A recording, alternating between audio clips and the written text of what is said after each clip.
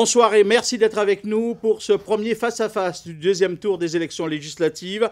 Un duel abîmé. Nous espérons avoir un débat courtois ce soir avec un temps de parole qui sera identique pour chacun des deux candidats. Claude Danican, bonsoir. Bonsoir Eric. Un duel abîmé avec d'un côté Olivier Servat qui a obtenu la double investiture de la République en marche et du GUSR, vice-président de la collectivité régionale et l'expert comptable de profession. Et de l'autre, Rosan Rosuel, investi par la FRAPP et le PPDG, est désormais soutenu par la Fédération guadeloupéenne du Parti socialiste. Il est sociologue et maître de conférences à l'Université des Antilles.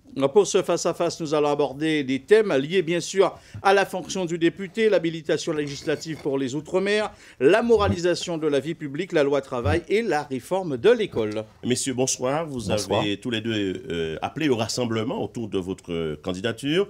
Le tirage au sort vous a désigné, Olivier Servat, pour débuter. Quelle est concrètement votre stratégie? Sur qui comptez-vous? Bonsoir à toutes et à tous, aux téléspectateurs de Guadeloupe Première Télé. Eh bien, la stratégie du second tour est de rassembler autour de ma candidature. C'est vrai qu'au premier tour, nous avons eu une belle majorité que nous devons maintenant conforter. Je remercie d'ailleurs tous ceux et toutes celles qui nous ont fait confiance.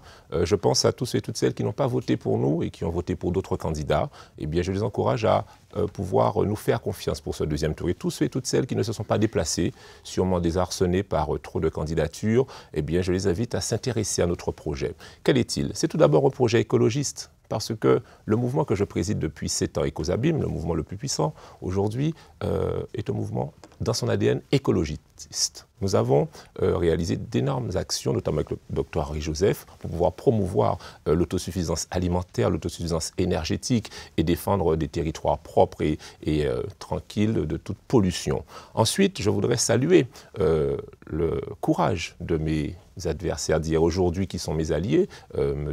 Hermin et M.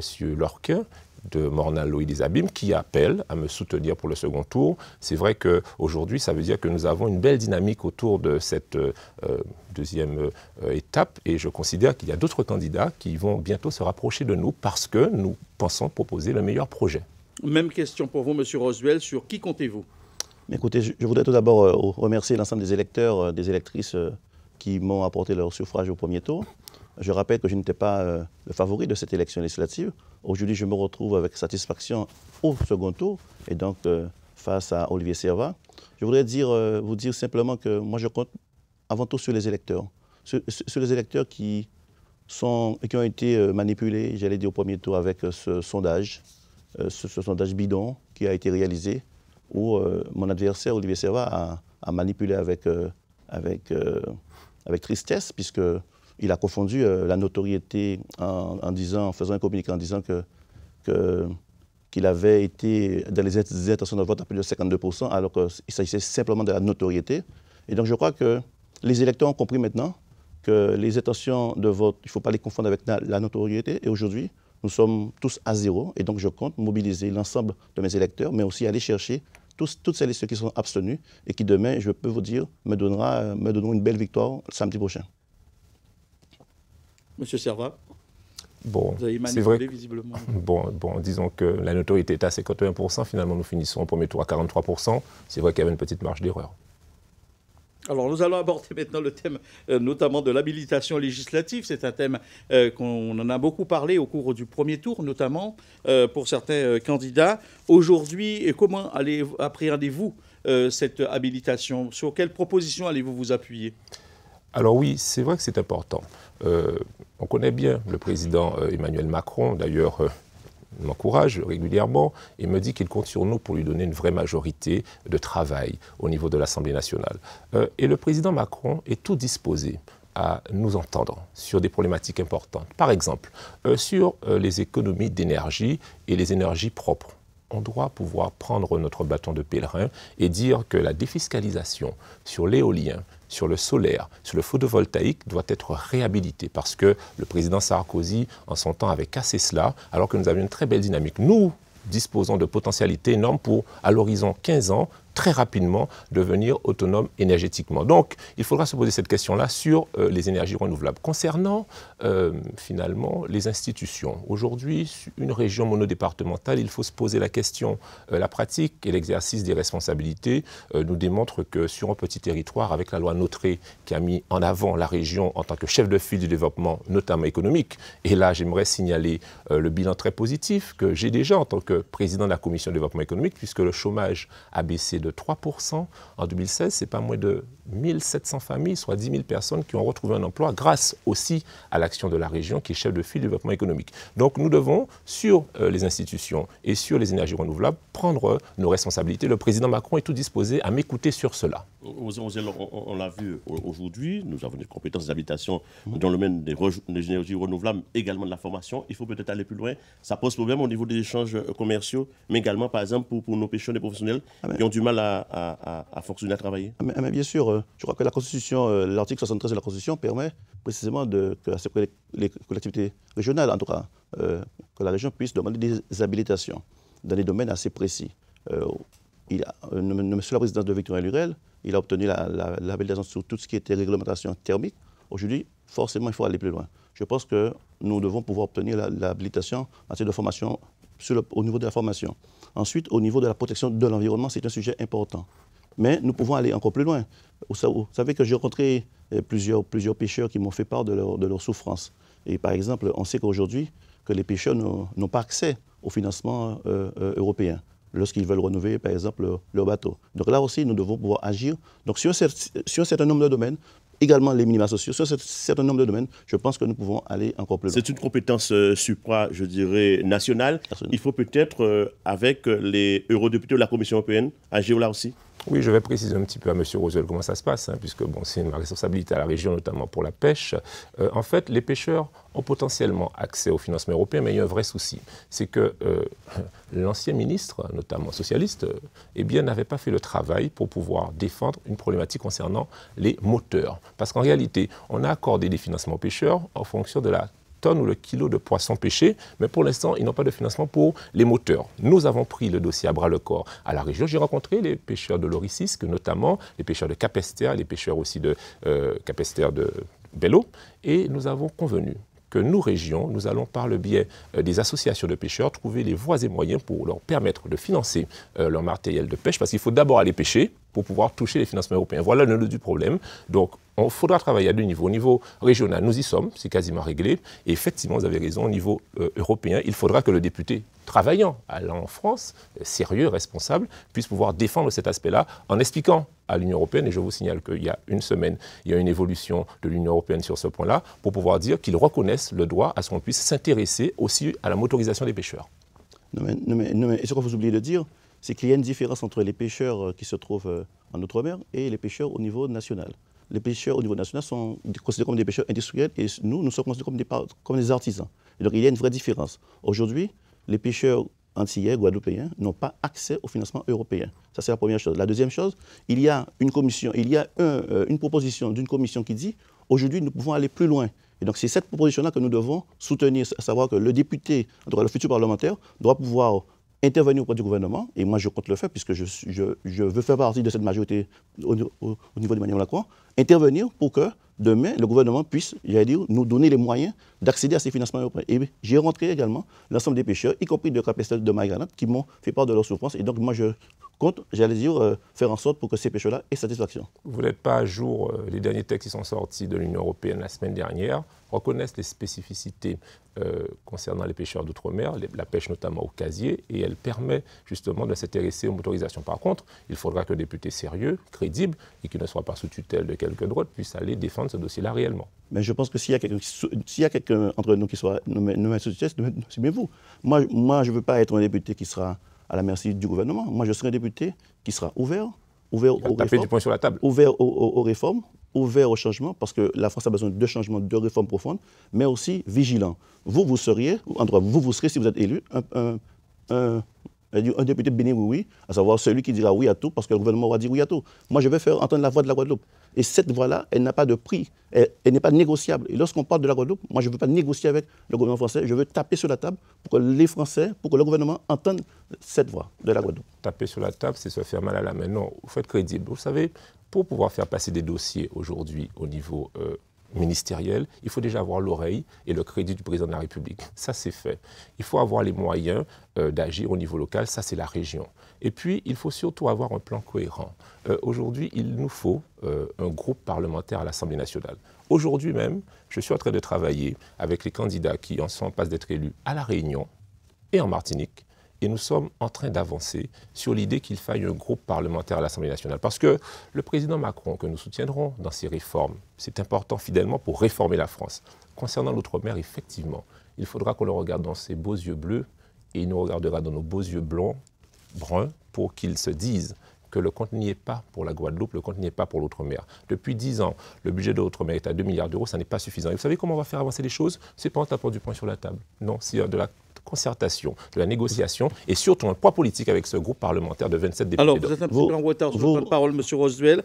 Vous allez peut-être aborder avec nous la loi travail, notamment. Non, mais je réponds juste un petit moment. Vous parlez d'un groupe parlementaire outre-mer. Il y a eu plusieurs tentatives, ça a échoué, première chose. Deuxièmement, le règlement de l'Assemblée nationale ne le permet pas.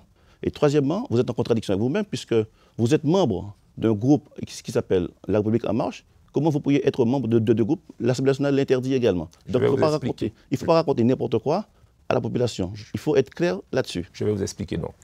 Je suis un Domien, un Guadeloupéen. Et effectivement, dès qu'il s'agira des intérêts de l'outre-mer, je serai debout devant le gouvernement. Et je peux vous dire que pour être debout, il faut être rassemblé. Et nous allons, avec ce groupe parlementaire, qui est tout à fait possible, je suis effectivement dans La République en marche pour soutenir fidèlement les réformes, mais nous allons créer ce groupe outre-mer. Effectivement, ces tentatives ont été essayées, n'ont pas réussi. Pourquoi? Parce qu'à l'époque, il fallait peut-être un courage de députés qui prennent cela à bras-le-corps. Nous le ferons. Vous avez du temps de retard à combler aux enjeux. Nous allons peut-être aborder la loi travail, puisque parmi les propositions du gouvernement et du président de la République, il y a donc cette réforme de la travail, ce qui donnera plus de pouvoir à l'entreprise. Quelle analyse faites-vous de cette proposition? Non, je crois que la loi travail a pour objectif de faciliter l'emploi. Ça, c'est une première chose. Et là, c'est un point important. Deuxièmement, je suis d'accord pour donner plus de liberté aux entreprises, pour qu'il y ait moins de carcans administratifs, des carcans administratifs qui freinent. Nous devons pouvoir travailler avec des accords sur la durée du travail, sur le salaire, sur la santé, sur la santé au travail. Donc, sur un certain nombre de questions. Là où je suis vigilant, c'est sur les acquis sociaux que nous avons obtenus avec nos aînés. Et donc, lorsqu'il s'agira de réformer le code du travail, je suis partant, mais je serai extrêmement vigilant lorsqu'il s'agira de remettre en question les acquis sociaux. Parce que remettre en question les acquis sociaux, c'est aller droit vers la pauvreté et vers, j'allais dire, la paupérisation de notre société. Et là, je serai extrêmement vigilant. Mais c'est un vrai détricotage de la convention collective, Karim. Non, mais vous savez que cette loi qui est proposée va au-delà de la loi El Khomri. Oui, il faut aller plus loin que la loi El Khomri. Il faut donner la liberté aux entreprises. Mais en même temps, il faut faire en sorte de sécuriser les travailleurs. Et donc, il faut trouver l'équilibre entre la liberté, la flexibilité, et en même temps, garder cette sécurité au niveau des salariés. Vous êtes plus ou moins d'accord sur cette question?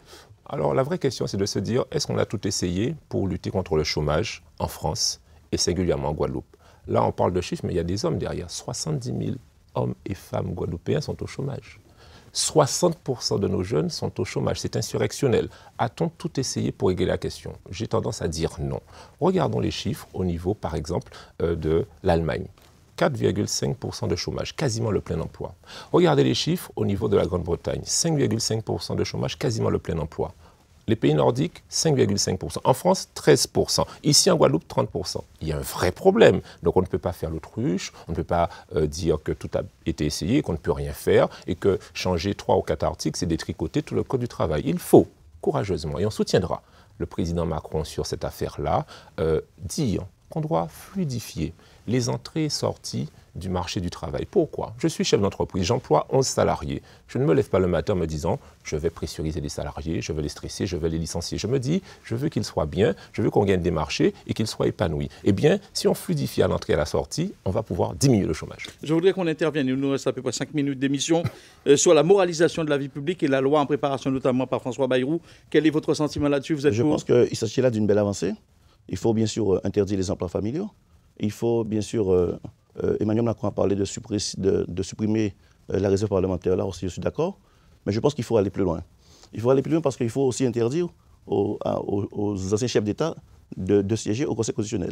Mais je pense qu'il faut aussi regarder les métiers qui peuvent, j'allais dire, poser problème. Les métiers comme des avocats conseil, mais aussi les experts comptables. Vous savez que les experts comptables ont pour mission, comme Olivier Servat, ont pour mission de conseiller les entreprises sur la stratégie économique.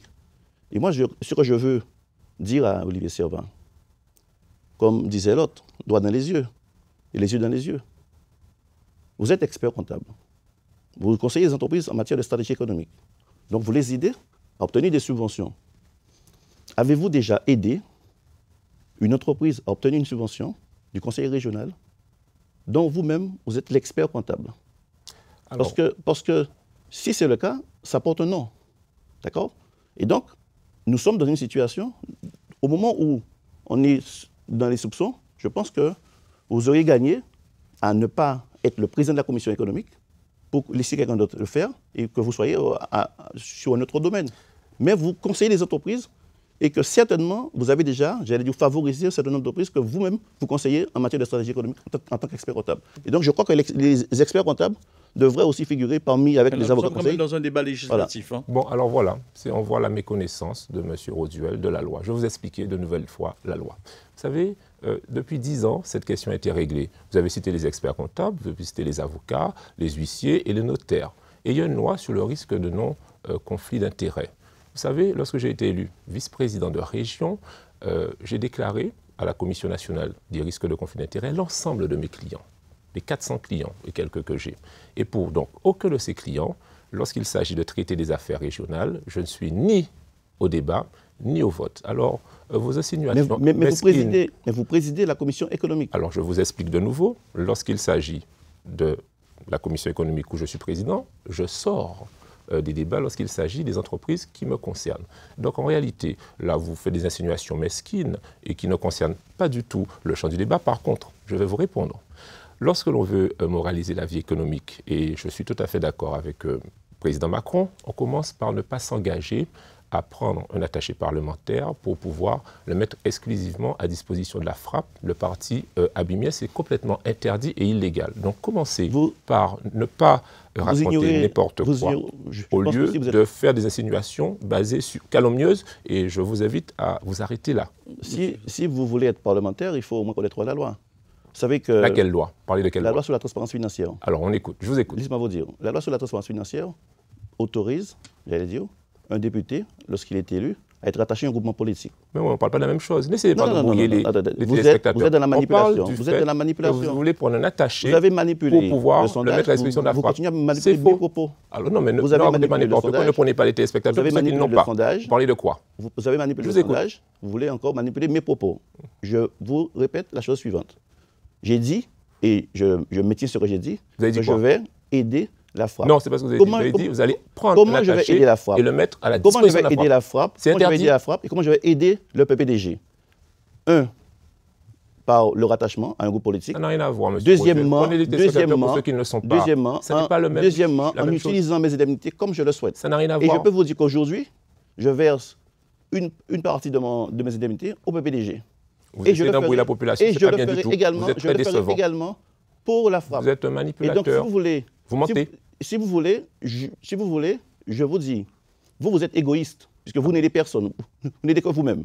Voilà, et le seul avenir que vous aurez changé, c'est le vote que vous voulez changer. Alors, vous allez poursuivre le débat sur le terrain. 1 minute maintenant pour chacun, pour conclure d'abord, Olivier Servat. Très bien. Donc, je voudrais remercier la population qui m'a fait confiance et je voudrais inviter toute la population qui ne s'est pas déplacée en masse à vouloir nous faire confiance. C'est vrai que depuis 3 mandatures sur cette première circonscription, vous avez été déçus. Il y a une action certaine du député sortant. Et je constate qu'en réalité, je suis surpris que ce soit M. Rosuel qui débatte ce soir et pas M. Jalton, parce que c'est lui que j'ai eu en face toute la campagne. En réalité, maintenant, il faut transformer les choses. Nous avons une belle dynamique. Nous avons une possibilité d'avoir un grand rassemblement avec des personnes qui nous rejoignent. Et je fais un appel aux écologistes. Je suis un écologiste convaincu. C'est à vous de conclure, Rosuel.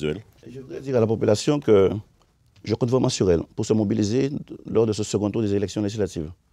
Je repars à la bataille, je suis déterminé, je suis engagé sur le terrain. Je voudrais dire à la population que je veux être leur député. Un député qui sera là pour 5 ans et non pas pour 3 ans. Un député qui sera à côté des maires de la première circonscription et non pas un député qui sera là pour déchouquer les maires ou pour être en opposition avec les maires. Et c'est pour cette raison que je suis allé chercher Sabrina Garès-Kazako, qui est ma suppléante. Vous voyez que je parle de ma suppléante, elle existe et elle est bien là. Je suis allé chercher Sabrina Kazako parce qu'elle est élue municipale de Mornalo. Et donc je veux dire à la population, je compte sur elle pour se mobiliser et que samedi prochain, nous aurons une belle victoire. Voilà, merci messieurs. Claude Danican, prochain rendez-vous avec le face-à-face, c'est demain. Demain, avec la deuxième circonscription, face-à-face, donc Justine Bénin et Diana Pira. Tout de suite, le journal, tout à l'heure, de Jérôme Bouikas. On se retrouve demain soir.